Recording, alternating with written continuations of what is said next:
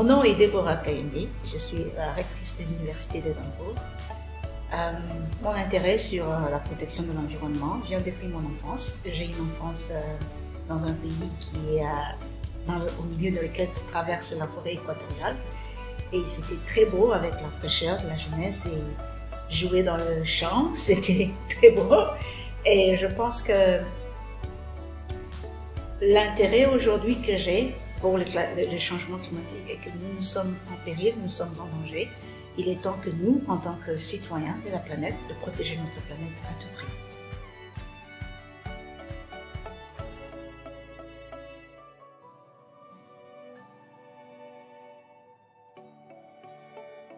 L'urgence, c'est ce que nous devons retourner il y a 5 ans, dans les accords de Paris, lorsque nous avons pris ces initiatives qui ont mis tout le monde d'accord de la manière de protéger notre planète.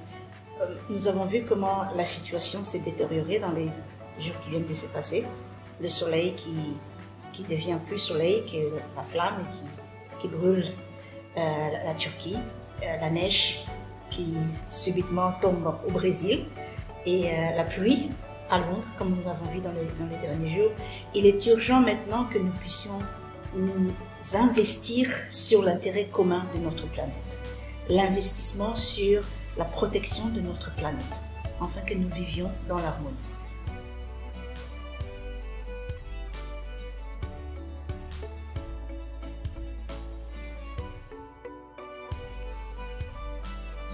Peut-être, je l'ai dit d'une manière vraiment directe, n'est pas privilégié sur tout cet agenda économique qui toujours essaie d'affecter l'environnement.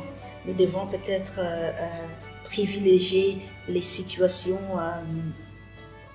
qui protègent notre planète au-delà de nos intérêts économiques.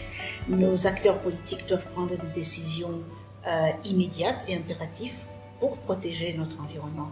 Et je pense que c'est le moment pour nous tous, en tant qu'acteurs de cette planète, de penser à notre intérêt commun et à nous oublier nous-mêmes avec nos intérêts privés.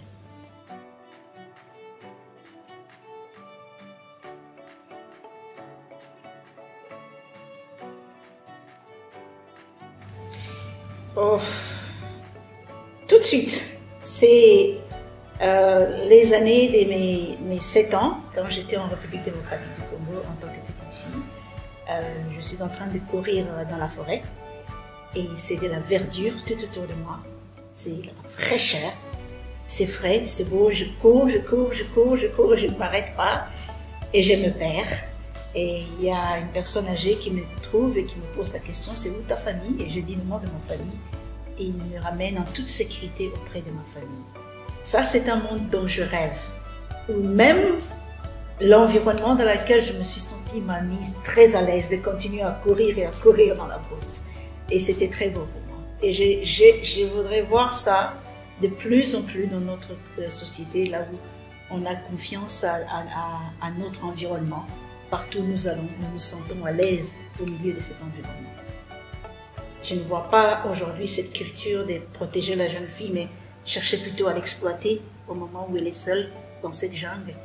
Donc la confiance que nous devons créer entre nous, entre humains, ces choses n'existent plus dans ce monde d'aujourd'hui et je voudrais voir ça encore un peu plus.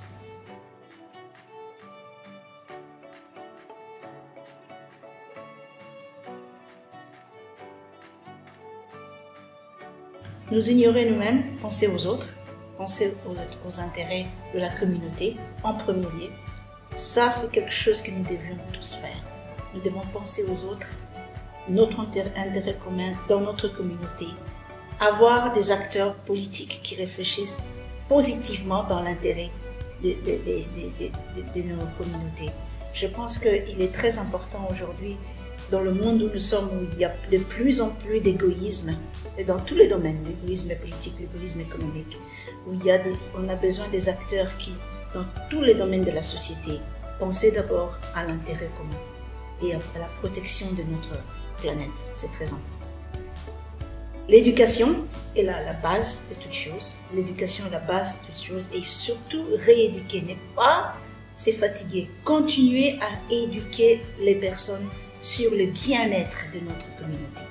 Nous avons l'obligation de veiller aux survies de notre planète. Et ça va par l'éducation. Cette éducation qui nous apprend à être selfish, not selfish, ne pas être égoïste, mais être toujours à l'écoute des autres et faire des choses dans l'intérêt de tout le monde. C'est ce qui est important.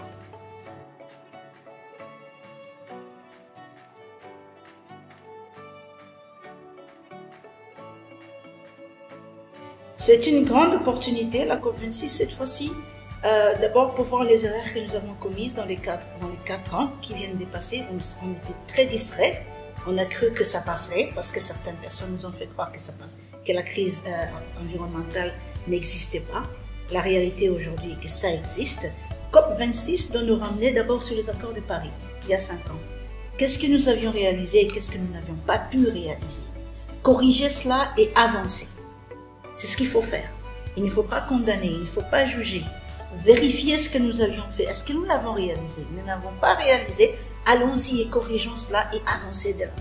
Mais nous devons avancer immédiatement et impérativement. Nous ne pouvons plus attendre.